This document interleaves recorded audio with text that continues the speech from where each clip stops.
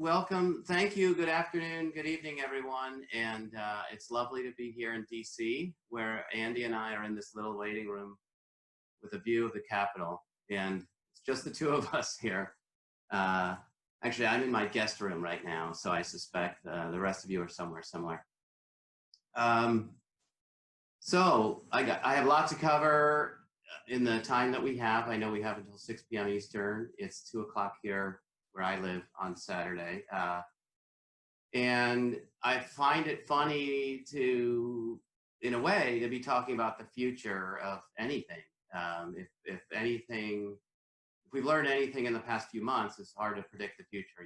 You don't know what's coming and so forth. So I'm going to try to speculate a bit about things, and I give folks a little hint about the things that I'm investing my time in, thinking where I think things are going to go. And certainly I'll talk about some of the things, some of the riffs that Andy was mentioning for sure. So let's just jump right in.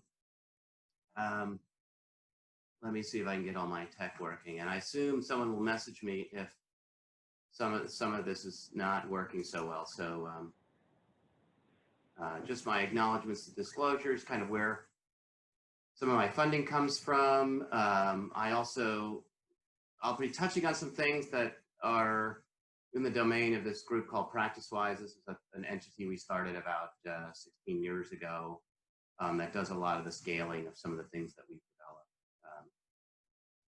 developed. Just a quick thank you to a small subset of all the people whose work I'm either representing, misrepresenting, ripping off, recycling, etc. But these are, this is my inner circle of people who I've had many, many conversations about these things with. So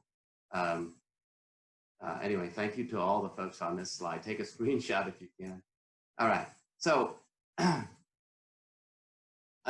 want to start with some contextual premises and disclaimers. So what does all that mean? So first of all, we're none of us plan to do this in the context of a pandemic, and but here we are.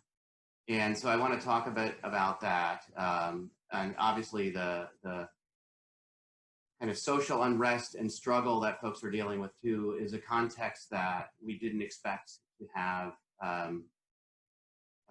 be so in the foreground at the moment of this particular convention. But I think I'm going to touch on those things a bit. So I'll give some good news about what I think, at least with respect to a pandemic. Those of us who are child and adolescent mental health folks, some things we might be able to feel pretty good about. So we've had a lot of bad news for sure. So I'm going to try to offset that with some good news.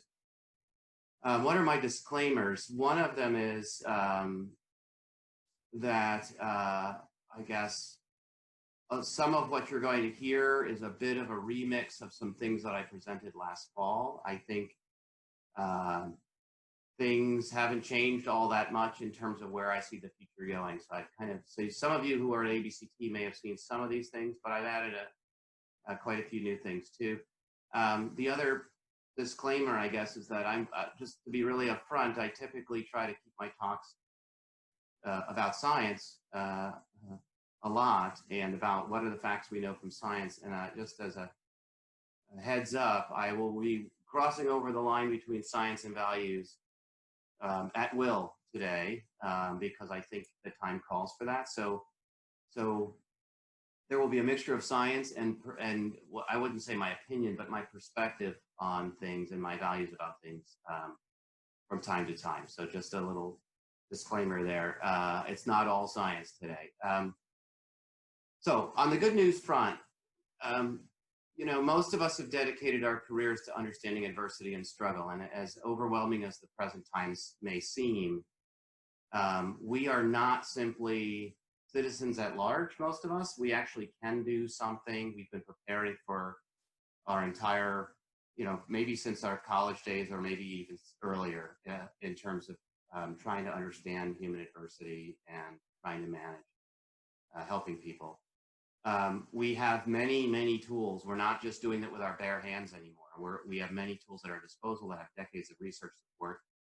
And the challenges that we face now, both public health and social challenges, science and reason have typically gotten us through those things and moved us forward. If I were to make one prediction about the future on a day like today, it's that next year will be better than this year. I think that's a pretty safe, I hope that's true. I think that's a pretty safe prediction. I think science and reason will have a role in carrying us forward too. So those of you who are sort of clinical science in terms of your epistemology, it's all hands on deck at this point because we need people to do everything they can to help improve the vast amount of suffering that we see people going through today. Just to put it in perspective, just in terms of a pandemic, if you go back across the history of humans being threatened by germs, it's really only a blink of an eye since we've been able to protect ourselves. And even if you go back to Francis Bacon in the 1600s, when the whole scientific movement really kind of began and empiricism began, the life expectancy was in the US was in the early 20s, and in Europe it was in the mid 30s, early to mid 30s. So things have improved dramatically since science came along, and we shouldn't forget, as overwhelming as this feels, science is going to carry us to a brighter place. So there is more to do, though, and we can all do better. And so some of this sort of talk about the future is going to talk about what I would say is reflecting carefully on the failures in our past, too. So I will talk about what I think some of the field's orthodoxies have been that set us back, and some of my own personal failures. Not super personal, so don't worry, but it will be things I think big things I missed in the 20 years of work so far that I've been doing, chipping away some of these things. I chose this picture simply because it reminds me of how much untapped motivation there is in the world. Many of you probably right now are asking yourselves, what can I do? What can I do to help? What can I do to make things better? Somebody call on me. It also reminds me of all the injustice of who gets called on, who gets ignored, who gets to participate in the conversation and who does not. And so just something for us to reflect on in terms of our patterns of success and failure as well. We really need to engage and enable everybody and empower everybody. And my vision of the future that I hope to deliver is a future where science empowers all of us and not just a limited few scientists, or not just people who happen to know scientists and things like that. So sorry for the long premises, but I feel like I want to really make sure all of what I talk about today is in that context.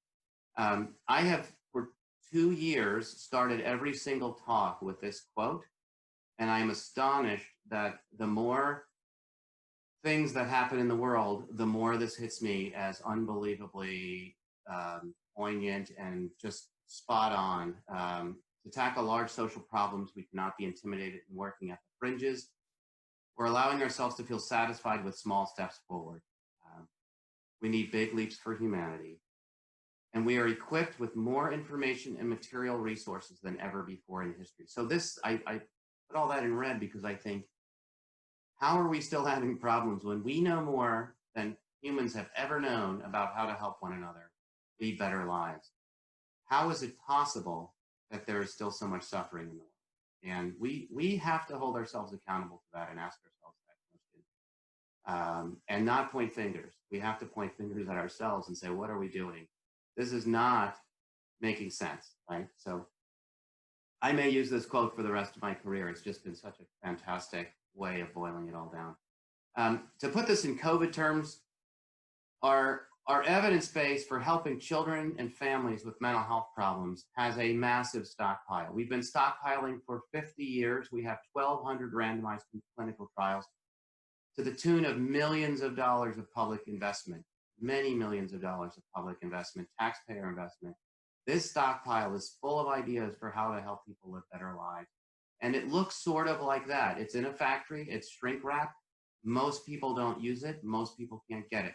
So imagine if we were told we have all the vaccines we need already, but we have no way of handing them out. And that is slightly the situation we find ourselves in right now with evidence-based practice for children's mental health. And so this isn't about designing the vaccine today. This is about what do we do to, what is the vaccine? What is it we're trying to deliver? And how do we develop a strategy to get these ideas into the hands of people who need them?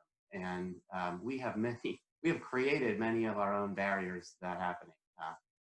So let me back up and say, we need to be clear about our goals. Our goals are not necessarily to get the stockpile out. It's not to disseminate EBTs. It's not any of those things. Our goal is to transform lives, and our responsibility as clinical scientists working in mental health is to help families lead stronger, better lives, have happier, healthier communities, to reduce human suffering, and not to do it through guesswork, not to do it by throwing darts, but by using the methodologies of science, and the sort of empirical approach to decision making and observing and testing. So this is our goal. We want a happy world, right? And I don't think anyone would disagree with me about that. That unites all of us, by the way. It unites providers, it unites families. I've never shown the slide and had somebody raise their hand and say, no way, I want to do something different. Right? So that's our preferred situation. Let's talk about our existing situation, right? So you can see how unhappy the world is right now. And this is a look of disappointment. So these are not, for folks in Division 53, these are not new things. You're not going to challenge me on these claims. 20% of the world has a mental health challenge at some point. Most people with mental health needs receive no services. We all know that. The vast majority of services that are delivered are still not evidence-based. About half of those who do receive evidence-based treatment drop out of treatment in community settings. We don't have a workforce, so we talk about, what if we could train the whole world in EBTs? Well, that wouldn't help if you read Alan Kassen's paper from 2018. We don't have a workforce that will meet the world's mental health demands. So we're not going to do it. We're not going to do it just as psychology, not even psychology partnering with social work, partnering with counseling, psychology, counseling with it, or partnering with anyone else. We need much bigger partnerships and scalable models than we have right now. And the global cost, as if dollars matter right now, but the global cost is outrageous. We shouldn't be in this position. And so how do we find ourselves here? So just if you're feeling your stomach churning right now and thinking this is not how I want to spend my Saturday with all this bad news, let me just calm you down with some little cute bunny rabbits, because I want to tell you a story. Now we're going to think about the future. I'm going to go back to the past even further. Pre-Springsteen, by the way. Oh, and by the way, Andy, I think after this talk, I would like everyone to start calling me the boss. That would be that would be very nice. So we'll see if that sticks. But so check out these rabbits if you're feeling stressed about the state of the world. We all know YouTube videos of kittens and rabbits are great. So why am I showing these? And it's because in 1971, pre-Springsteen, or at least pre the heyday of Springsteen, he was alive, but he was not. He was a little toddler. A man gave a talk. Actually, a group of people gave a talk in Washington, D.C., where we were all supposed to be today. And that talk was about how are we going to deal with the information age. That talk was actually in 1971. And if you were around back then, I was. The information age that seemed like something way out in the future. This was pre-cell phone, pre-internet, pre-just about anything we do and think about. And yet people were concerned enough to talk about what are we going to do to cope with an information-rich world. So Herb Simon was one of the folks on the podium, and Herb Simon, he's a Nobel Prize winner, economist, psychologist. He gave a little talk about rabbits. So I'm going to actually just read the quote that he gave. I'm going to paraphrase a little bit. So he said, "Last Easter, my neighbors bought their daughter a pair of rabbits, and whether by intent or accident, one was male, one was female, and we now live in a rabbit-rich world." Some might even describe it as a rabbit overpopulated world. But whether a world is rich or poor in rabbits is a relative matter, because food is essential for biological populations. We might judge the world as rabbit rich or rabbit poor by relating the number of rabbits to the amount of lettuce available for rabbits to eat. So you can see he thinks like an ecologist, right? Or an economist, rather. A rabbit-rich world is a lettuce-poor world, and vice versa. There's only so much lettuce to go around, and it has to be allocated among the rabbits. So now you're thinking, what does this have to do with psychology? He went on to say, in an information-rich world, the wealth of information means a scarcity of what information consumes. Information consumes the attention of its recipients. Hence, a wealth of information creates a poverty of attention and a need to allocate that attention efficiently among the overabundance of information sources that might consume it. So pause for a moment and think about what your smartphone, the fire hose of news, inaccurate news, facts, pseudo facts, to-do lists, demands, et cetera, it is just a geyser of information right in your face every day when you wake up and look at the phone and then get on the internet and everything we do, right? And if you know me, my inbox has way more than 500 or 5 million unread emails, actually. So this is what it's like now to live in the world of information that folks 30, 40, 50 years ago were talking about. And this poverty of attention is something I think is critical. I'm gonna bring it back to how do we get things out of the stockpile? How do we actually get what we know to help people? It has to do with managing our wealth of information. We know how to help people have better lives. We know how to help with anxiety. We know how to help with depression. We have ideas, we just don't use them. And it is a question of managing our poverty of attention in the way Herb Simon predicted it would be way back at the dawn of the information age. So what can we do? In that panel in DC, many years ago, almost 50 years ago, 49 years ago, the discussants came up with 6 things. What are they? You can ignore things if you have too much information. That's actually a lot of what we do with our clinical research. We have exclusionary criteria that cut 80% of the community population or 90% out of a clinical trial. We can go slowly. We can accept many errors, right? These are all ways to deal with too much information. We can chunk things, which means we can group things together so that many elements of information kind of get grouped into families that we can understand better. We can filter things, which means show us what's relevant or important and hide what's not. And then we can do what's called discovering. And discovering simply means, I think of this as a dictionary, right? Somebody might say, gosh, a dictionary is overwhelming. It has so many words. We don't want to overwhelm people with all those words. We're going to give people dictionaries that only have 10 words. And we would never do that. The way a dictionary works is that most of that knowledge is in a discoverable format. It's not something you have to memorize. It's just something you look up when you need it, right? So much of the information, so think about how we train protocols. I'm going to get into this a little bit in detail. We train protocols, you have to memorize the whole dictionary. And if there's a protocol, you have to learn the whole protocol. But one of the things folks were saying many years ago is that what if information was left discoverable and we only learned what we needed to just before we needed it, right? And so, sure, we need systems for how to do that. I'm going to talk about what they might look like. That's the future, in my opinion. So these things in red on the right side, they're not. We don't want to continue doing that. We want to think about this chunking, filtering, and discovering, and what are the ways we can do that.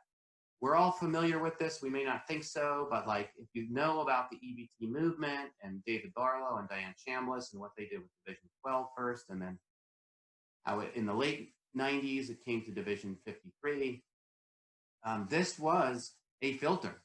This was putting us on a path from that existing situation of misery to our preferred situation of healthy communities and better lives, right? That this idea of we can filter out most of the treatments that aren't likely to help or less likely to help and try to focus our poverty of attention on those treatments that are more likely to help. And that's going to lead the way. That was a radical new design.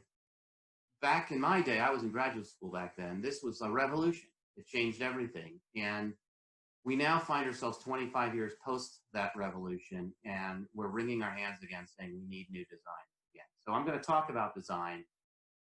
Bear with me. Another Herb Simon quote here. Every one of us is a designer if we are interested in changing and we engage in a course of action aimed at changing an existing situation into a preferred one. So if you're interested in changing the current world into a better world, you are a designer and you have to think about what you're doing in terms of design. And there is a huge amount that people can learn about design. A more popular quote that people have, here's a guy people have heard of, Steve Jobs. Don't make the mistake. I like this quote because people often make the mistake of thinking design is what something looks like.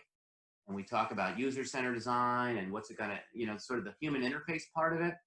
But a lot of what I'm gonna talk about at the very end of my talk today has to do with the deep architecture of how something works behind that interface. It's going to be great to have a nice screen and that kind of thing, but it's the sort of functional capabilities that are very deep within the things we're building that we really have not focused on fully and sufficiently that are going to need attention as we go forward in the future. One other thing I want to say, just in terms of accountability, I love Don Norman, and he has said a lot about who do we blame for human error. And so he has this great quote: most accidents are caused by human error. How is it possible so many people are incompetent? And the answer is they aren't. It's a design problem, right? So I say this because our relationship between scientists and mental health providers who have, again, providers who have committed their lives and their careers to typically low pay, unpredictable work, full of stress, full of crisis to help people have better lives, often have been on the blame end of the stick for evidence-based practice either not scaling or not working. And Norman would always say, point your fingers at the engineers, point your fingers at the folks who built these things. It's typically the responsibility lies upstream. So I'm just going to try to hold us all a little accountable today, those of us in the academic world at least. He's famous for what's called the Norman door, by the way. So if you ever pulled a door like this and felt like an idiot, I have. And Don Norman would say, you're not an idiot. It's a poorly designed door. It's a stroop task of a door. Those of you in psychology, we all know what a stroop task is, right? So you're supposed to push that door. But when we're talking to someone, or if you're on your cell phone, you're going to grab that handle, you're going to pull it, and you're going to hurt your shoulder, and you're going to be embarrassed. So this is a design problem that is so common. It's been named after this man. So we have a lot of Norman doors in our field, and we need to think about where they are and how to fix them. So let's back up, and I'm going to talk about 3 design principles and then get into some examples of how we can fix them. So a couple of different ways to design interfaces. And this is to represent one of 3 things that start with D, the principle of diversity. Some people like lots of control and complexity. That's on the left. Some people like simplicity. That's on the right. I have people in my own family who would like to have our TV look like control, look like the thing on the left, and others like just a button, turn it on and off. That is a concept of diversity. Different people have different preferences. No one is right or wrong. No one's better or worse. So we might have a provider who likes complexity and wants to jump in with more features and things. We might have a provider who wants something more simple. We need to design things, resources that allow for that diversity. It's not a one size fits all. But we also need to account for the second D in design, which is development, that people change over time. So providers who initially wanted something simple might eventually want something more complex. Now, this might seem like, this is obvious, but none of our protocols are extensible. None of our protocols unfold and get more complex as the user gets more experience. They all start and stop in one particular way. We've been working on a project in India right now where the compelling advice from the community has been, you need to give us a simple protocol because we don't want to use something complex. And our design team has come back to say, we want to give you something that can grow to become complex because we think the simple thing isn't going to be enough. And we've gone back and forth about who can handle what, but a year or 2 into it, everybody wants the more complex thing. So providers, all of us, we all change over time and our preferences don't have to stay fixed. Right? So we need to have not only a diversity of interfaces for how people interact with the evidence base, how people interact with treatments. We need to allow those things to flexibly change over time as capacities change over time. This is true of clients too, right? Clients develop, of course they do. That's the whole point of therapy, is they're supposed to develop competencies. And if you think for a minute about what our field has been doing in the past, it is to try to identify what should happen at these intersections, manualize them, and constrain them and say, we need to roll out the scripts that we've developed that dictate what happens at these intersections. And to do that is, I would argue, an intractable problem. There are so many trillions of ways that these intersections can unfold, that we would never develop something. We can only develop a one size fits some, and that's pretty much where our field has landed so far.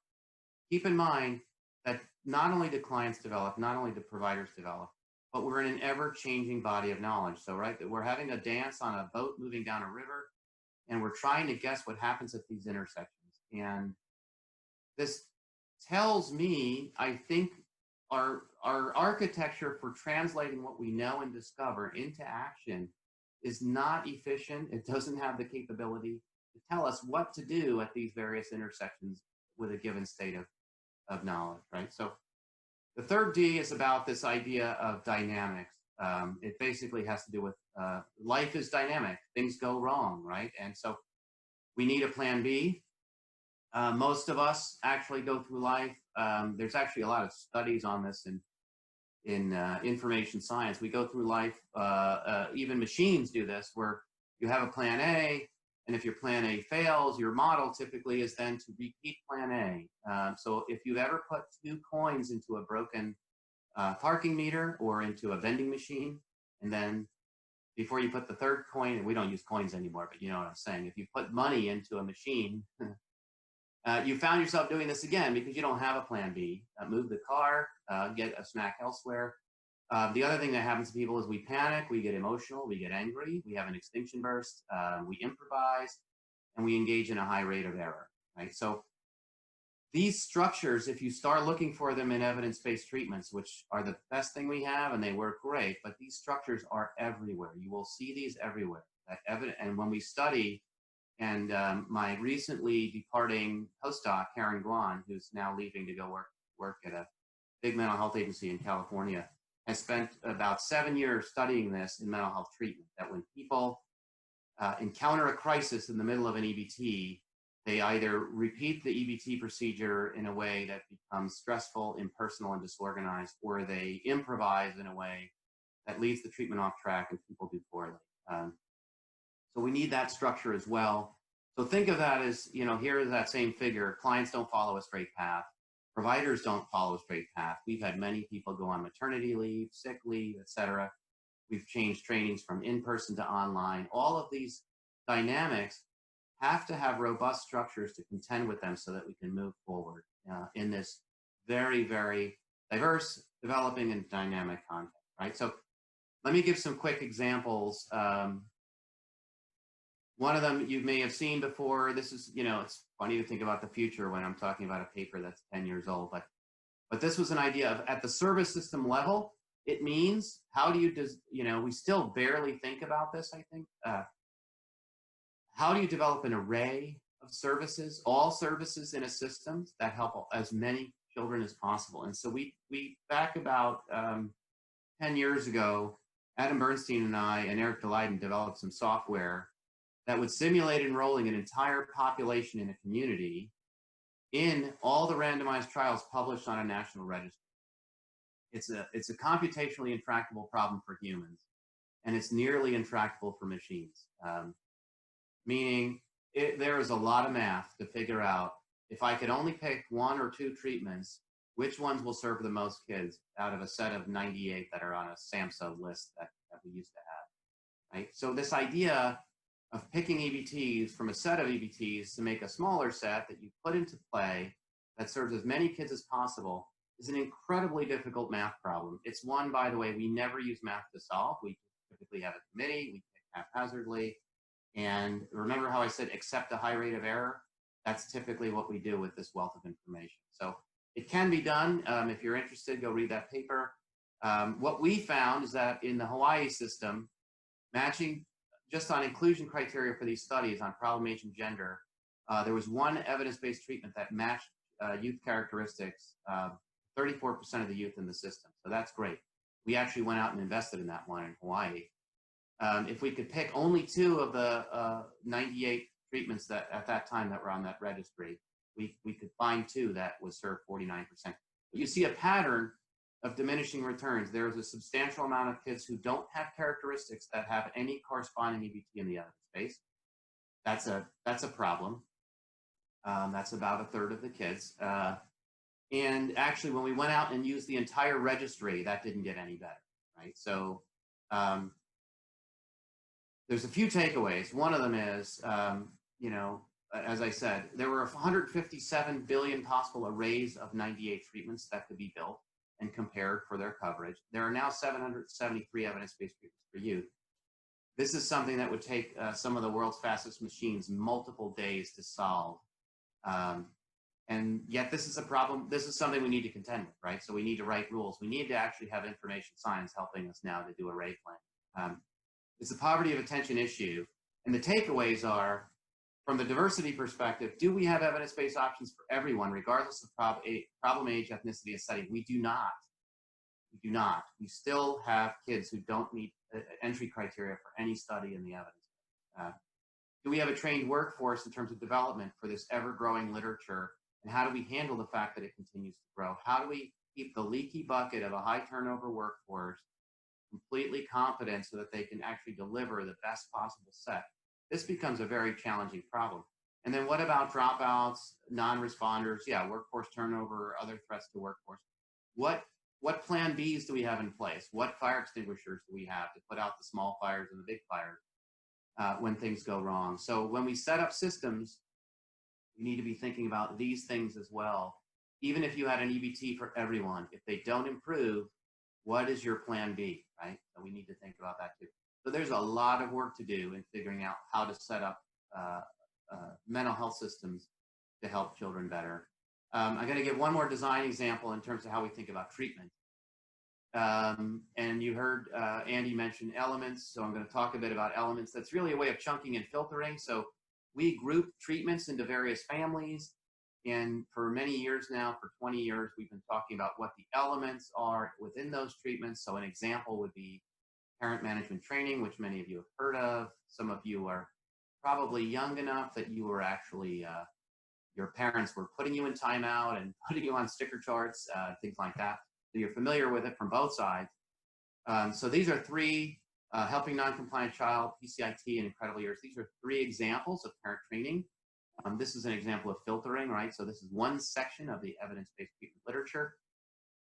And an example of chunking is this notion of what if these treatments have certain things in common, right? So rather than having to know about many, many different treatments, what if we knew about a smaller number of procedures they have in common, like commands, which is about teaching parents how to give effective instructions to increase the probability of compliance, right? So many years ago when we started this, back in the 90s, late 90s, this is when this graph is from, we found out that 60% of effective treatments for disruptive behavior, 72 treatments at the time already, too many to train, used praise, and 58% use timeout, and so forth. And there's commands is coming up, by the way. It should light up and show you that there's commands that we've been talking about. So we thought that this is a good way to say, out of the entire evidence base, can we get ideas for what we should be teaching our workforce how to do? And I'm going to get to all the critiques about why that's potentially a risky or dangerous idea. We'll get there. And just to put it in context, back when we started doing this, again, this isn't about the future. When we started doing this chunking and filtering, and again, I'm filtering on disruptive behavior and I'm chunking on practices. This is a recent paper by Kelsey Okamura, a former lab manager of mine, and an RA from my lab way back in Hawaii. When we started doing this, that dotted line is the number of practice elements in disruptive behavior over time, over many, many years. And the solid line is the number of evidence-based protocols for disruptive behavior over time. So you want to talk about managing a poverty of attention, managing a wealth of information, right? You can see where this is headed. We started doing this work back here when we kind of thought, hey, this is getting to be a problem. 72 treatments is already too many to learn. Let's focus our attention on 20 or so procedures. We are now here, way beyond even 131. So that was in 2015, there were over 130 evidence-based treatments for disruptive behavior. And these graphs, these lines will continue to diverge, right? It doesn't mean that research is bad, but it means we are going to have to figure out a way to get our heads around an evidence base that is way too big to make use of.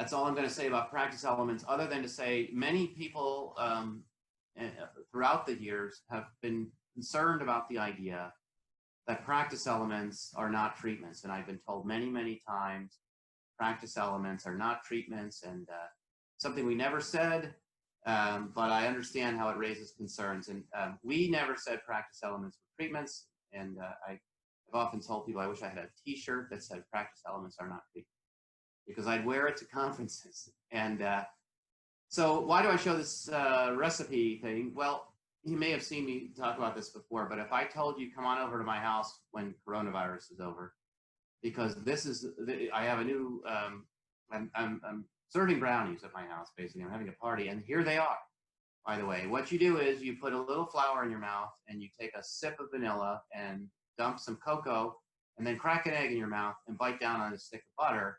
It's delicious. Come on over. Who wants a brownie? And you would all look at me like I'm never going to his party, right? So the point of this is recipes matter, and just all elements are is getting this. It's getting the collection of ideas and ingredients that are going to go into something. But it does not make a treatment until we know how do we stir it, how do we bake it, et cetera, right? So good news is recipes can be chunked and filtered too. And we've actually, I've just been, a friend of mine, Erica Leiden, has talked to me about this, the same concept in architecture, and it's come up in software engineering as well, that there are these patterns, that there are these common recipes. There's a limited set of problems that we see over and over and over, and there's a pattern to a few small number of solutions that apply over and over and over. And we've kind of distilled these recipes out of the literature as well. So we have about 6 or 7 recipe cards that represent these patterns we've seen in over 1,200 studies in the evidence base. And it's another way of chunking, right? It's a way of saying, okay, what are the common logic models and algorithms in the evidence base in general? And so we've been using those to train providers. So that we have 2 kind of object examples. We built these as examples. We didn't build these to be the next EBT on the pile. We don't want to make the poverty of attention worse, and the wealth of information stack is already high enough. So we never did this to make another EBT, even though this gets on a registry. We did this to show that we need to think differently about how we organize the evidence base. So we have a recipe for selecting procedures in this match protocol you may have heard of. There's flow charts for sequencing and coordinating the procedures. There are dashboards for knowing what to do when. There are specific modules for knowing how to do what. And then actually structuring the encounter has a different set of instructions as well. There's chunking, filtering, and discovering going on all over the place. It is managing. So this isn't a treatment in a way. It's sort of it's a collection of treatments, right, put together. It's a little bit more like the old school treatments that I think we probably will find ourselves moving away from over time. But we did it because people asked us to do it. People said, if you don't have a trial and you don't have a manual, you don't have an audience. And so we built this about 20 years ago to show we could test it out in a randomized trial and see how it does. Right? For logic models, we simply take a straight up evidence-based manual for depression that has a progression of skills that looks like this, and we take it apart and we make it a little bit more dynamic. So again, we're putting those design principles in there of, we meet people where they are, we give them as much as they need, we stop when they're done, and we have this interference handling logic as well. And so I won't go into all that. I will say, stepping back one, if we were to just build a system that's not a manual like Match, but to build a system to manage everything in the evidence base from the ground up, what would that look like? Well, we built something like that too. We call that MAP, or Managing and Adapting Practice. My 1-minute overview, it has the same pattern of things it has to solve. We actually have an instant meta-analysis tool that you type in a child's characteristics and it tells you everything relevant in the evidence base and nothing more. So these are the ideas, these are the practice elements, these are the protocols, these are the RCTs that apply, et cetera, everything you want to know in one click. And then we sequence and coordinate those with a single recipe card. We have a dashboard for real-time discovery. We have a specific guide for implementing procedures in a library of many more procedures than you ever would want to know. And then ways to structure the encounter as well. And again, we're filtering, chunking, discovering. the entire evidence base. So this system, the MAP system, represents 1,200 randomized trials in one container. What we're trying to do. What's a good metaphor for that? Ironically, it's a metaphor about moving away from maps. If we think of our EBT design as a paper map, it works great, by the way. It's efficacious. We've tested maps, they work. People can get from point A to point B. But they're hard to fold up, and they're dangerous if you unfold them while driving, and no one can ever fold them and get the creases right. And we don't use them anymore. Well, why don't we use them anymore? Because GPS is something that has the entire stack of evidence in it about all roads, all conditions. It's personalized. It puts us in the middle. It's dynamic. So, right, it recalculates when you go off track, which most of our manuals don't right now. It's accommodating of diversity. You can choose tolls or not tolls. You can actually pick if you want a man's voice or a woman's voice or an Australian accent or a British accent. And they're easy to use. Okay, so I'm going to touch on this at the very end in a few minutes, which I'm going to have to rush to. They're easy to use. It doesn't mean they're simple. They're in fact incredibly complicated compared to a map, but they're much easier to use than a map. So there's something for us to think about, right? That our rush to simplicity might be something we need to think about. Okay, so I just want to talk about coordination, this idea of coordination. We don't just have to manage the wealth of knowledge, we have to know how to wield it. And so we have to be able to be strategic with our knowledge, define who does what, have a shared language so we can collaborate. We have to have a logic model that guides all of us in systems, in dyadic interactions and supervision. We need to connect all this knowledge that we're filtering, chunking, and discovering to drive it into these decision-making contexts that allow us to self-correct. We've written a couple of papers about this. This is also not the future. One of these papers is like 7 years old. This one is, this one goes back quite a bit. Anyway, if we can coordinate, I'm gonna skip over a few slides about. I'm gonna just click through. It's a little bit fast. Okay, backing up. I want to talk about coordination in the context of a study that I'm doing now with a colleague of mine, Kim Becker. So we're looking at supervision. So focus in on this for a second. We're doing clinical supervision. And this is a treatment view where people are talking about engagement problems. Everyone in this study has been told that you have a youth who's about to drop out of treatment. And we audio record supervision, we code supervision to see, have they identified a problem about engagement, even though they were told there is one? Did they select an intervention, any intervention, to deal with engagement? But they could say any intervention. It could be make a paper hat, any intervention. And then the gray bar is, did that intervention match the problem that they chose according to the evidence base, right? And so look how low these graph bars are. This is what's happening in the communities we've been working in this trial. This is a multi-site trial. In supervision, people do not identify the problem. And by the way, I say usual care. It's usual care with practice guidelines. We gave them a training and a handout on what the evidence base for engagement is. We put a paper list of practice guidelines right in their hands and gave it to them. And we find that in supervision, they don't know why their clients are not engaged. Therefore, they don't select an intervention. Although in the few times they select an intervention, they happen to get lucky and it matched the evidence base. So maybe the few people who picked an intervention used that little practice guideline. The context here, as it has been, we've always worked in highly challenging communities. This looks a lot of fun. This is providers. These are almost entirely social workers. This is our Los Angeles training. How do you know? Because we have these low carb wraps in the lower right and we have a kale salad in the upper right.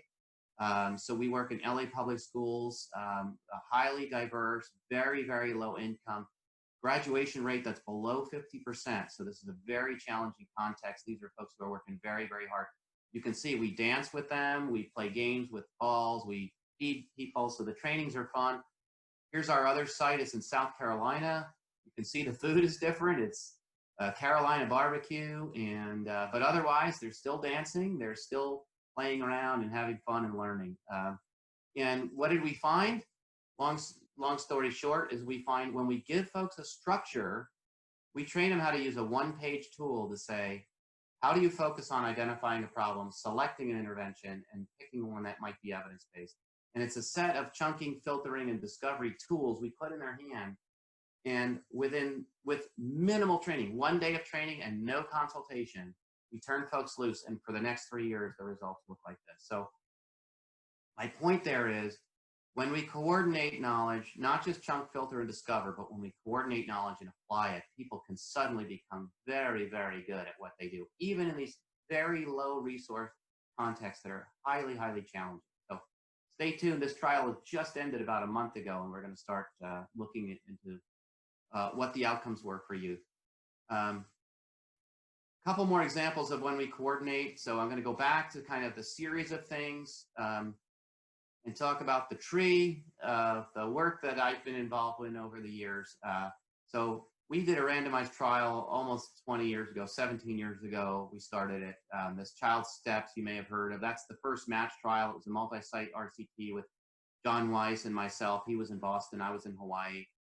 And I got to give a shout out to John for being one of the only people at a time when the match protocol could not get grant funding because everyone thought modular stuff was not good. John said, I think there's something here. I've been working in communities. I think this is worth bringing to the MacArthur Foundation, and the foundation funded it. We did a trial.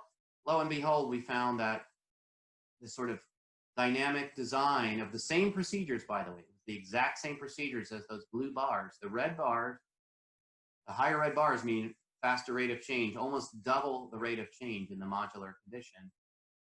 It simply meant if we organize the procedures and the knowledge base we already have in a slightly better way, we get massive improvement. And that's what we found. So that was a pretty big eye-opener for us. We did another trial in California against what I call CIT. CIT was Community Implemented EBTs.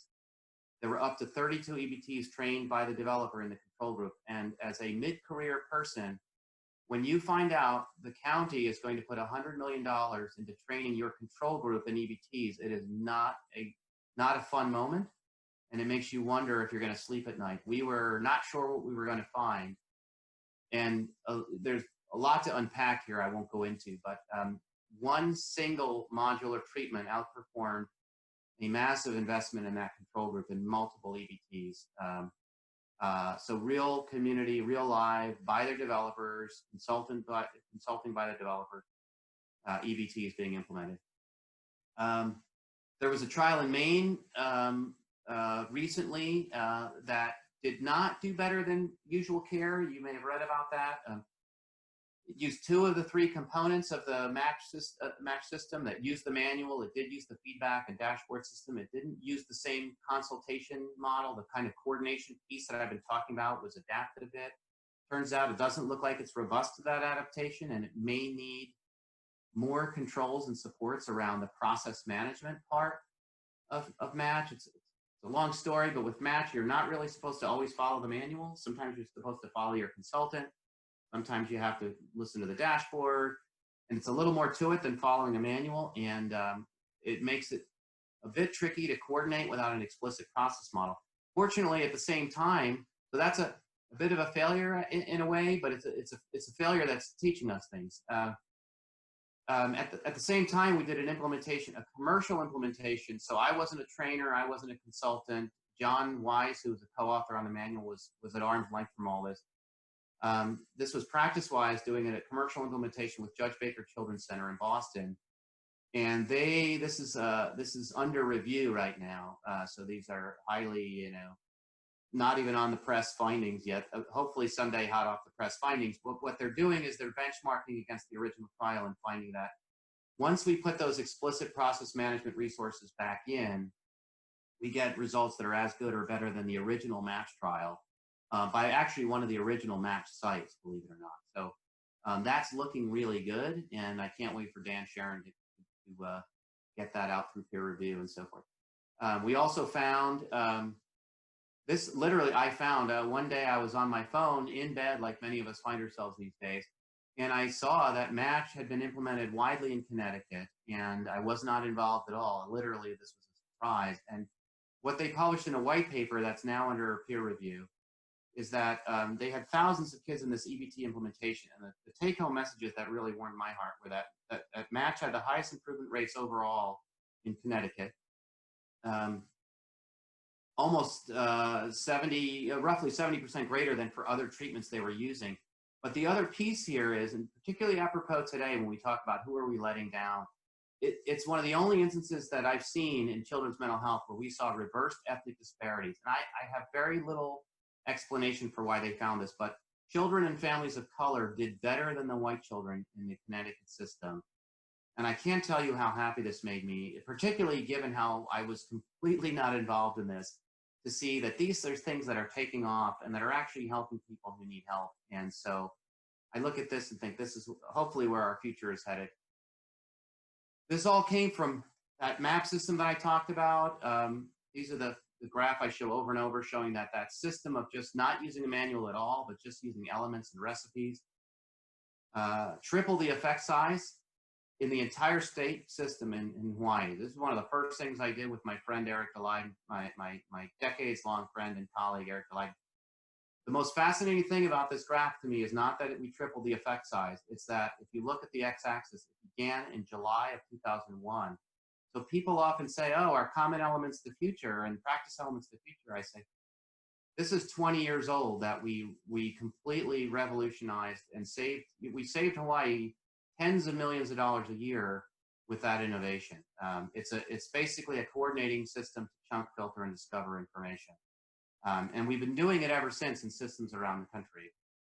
One of which I'll show you is where I live now in LA County, where we've done a couple of evaluations getting effect sizes that look similar. So I know we only have a few minutes left, so I want to go quickly here, but it's time for me to tell you about my failures. I promise you I do that. And we were great with Match at saying, we are going to figure out how to dynamically address comorbidity. We can let people mix and match procedures across different areas. We failed in the area of engagement. We did not build in a system to detect and manage people at risk of dropping out. That's why we're working on that now. But half the kids in those great trials, those things that look like success because we beat the gold standard EBTs that were our control group and we beat them twice, I consider those failures because half of those kids dropped out. We can do way better, and we're trying to do that now. The other piece we failed on is we didn't have a procedure to help providers deal with crisis. In both of the trials I was involved with, providers, 70% of the cases, there was a crisis. Providers struggled most of the time. When they struggled, youth had worse outcomes. So we can do better there. We don't have instructions for providers for when something goes wrong that's unpredictable in the middle of treatment. And like I said, my colleague Karen Guan's been working on that now for 7 or 8 years and is hoping to develop some structured solutions. And likewise, ethnic and cultural diversity. As someone who lived in Jackson, Mississippi and moved to Honolulu, Hawaii, and is now working in Los Angeles, I'm continually disappointed at the lack of instrumentation for knowing how to take great models like what the work Stan Healy's been doing, the work Anna Lau's been doing, for knowing when to adapt, what we're doing, and we even have a limited evidence base for how to adapt. A lot of what we do right now is based on consensus, and there's a lot of room for error, and there's a lot of room for anxiety about doing the wrong thing, and this is incredibly underdeveloped and understructured. And I will say, the nice thing about failing as a professor is that you have friends, colleagues, postdocs, former students who pick up where you failed. And so I'm just showing, particularly Elena Park, who's working in this last area of building basically a coordinating system for ethnic and cultural diversity. You see her there on the lower left. And again, she's actually in both pictures. There's Kim Becker, who's working on engagement. Karen Guan, second from the right, working on crisis. So we have people doing big things in these areas now, and I hope we're going to fix these things.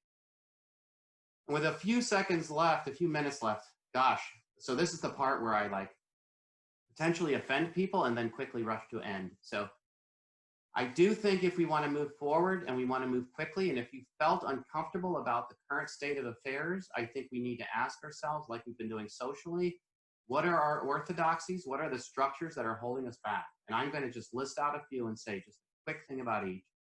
One, This idea that protocols or treatments is limiting us and setting us back. It helped us move forward at one time, but the idea that treatments are manuals and manuals are treatments is a huge barrier at this point. We need to think of the product that we're dealing with is knowledge. We have a wealth of knowledge. We have a wealth of ideas. We know what to do. Manuals are just buckets to carry the water, right? If the warehouse was full of water, the manuals are just buckets, and maybe we should come up with plumbing instead of buckets and stop trying to build better buckets and just figure out how do we get the water to people who are thirsty. But we need to stop thinking just about our containers that we've been using for 20 years and figure out other ways to make our knowledge base actionable. Simpler is better. You hear this a lot. I come up against this all the time. We need transdiagnostic, single procedures, small things that scale big. For those of you who use flip phones, great, simpler is better. But for people who think simple scales, why do we all have smartphones and few of us have flip phones? It's because utility is better. And utility is complex, but we need to hide the complex less than they deserve. We need to have high utility. We need to have very robust, I think we need to have more complex treatment systems that are simpler for the user, okay? So that's all I'll say about that. I think many things should be free. I give tons of things away. I give away measures. I give away our entire MAP curriculum just about is free. It's been available online. We just did a webinar about trying to give it away. I believe many things should be free, and I very much believe in the democracy of knowledge, that people should have access to knowledge. I think structures for giving those things away might cost money. And so we should be careful to think about whether or not we're sending a message about whether we need to invest in an architecture that helps us do what we need to do. Only therapists can be therapeutic. I'm not sure that's helping us at this point. We need to think about all the ways we can extend our workforce. Who's eligible? How do we help teachers and coaches and bus drivers be more therapeutic? How do we be more therapeutic to one another based on knowledge access? And then this idea of industry being incompatible with helping people, that's a long-standing orthodoxy in our field. Bill Kendall said it best when he stood up at ABCT last November and said, there's two words you don't hear at ABCT. One of them is psychoanalysis and the other one is industry. We should start talking about industry because industry knows how to scale and they're going to help us bring robust solutions to people. I have my last slide here, and then I'm going to let folks go because I'm right at 6 o'clock Eastern. And it is about imagining a future. And I'm just going to say, so when people ask me, and I could do a whole day on this slide, what will the future look like? I want you to imagine a future. Let's not cut corners here. Let's imagine the real future we want. Imagine chunking, filtering, and discovering knowledge in a way that will empower all human helpers, not just therapists, not just those of us with credentials, but everyone to act on the best ideas in the world and prioritize those first. And when they don't work, to self-correct and take the next idea. We're entering the age of machines. We're going to have machines listen to us, guide us, message us, not interfere with us, not distract us, give us just what we need to succeed. And we're going to need both industry and public organizations like the CDC, for instance, who's worked so hard and are struggling right now, to help us scale solutions on a massive scale.